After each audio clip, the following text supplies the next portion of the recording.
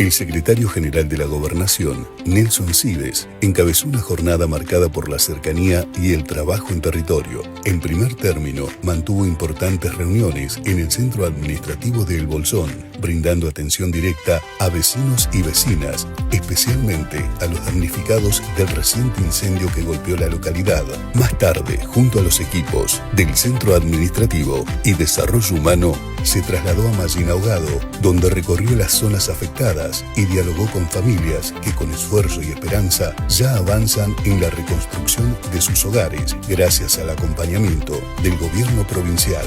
Felicitamos a quienes con responsabilidad y coraje siguen adelante proyectando sus sueños. Este accionar es posible por la firme decisión política del gobernador Alberto Bretinec, que garantiza un Estado presente. Gobierno de la provincia de Río Negro. Energía positiva.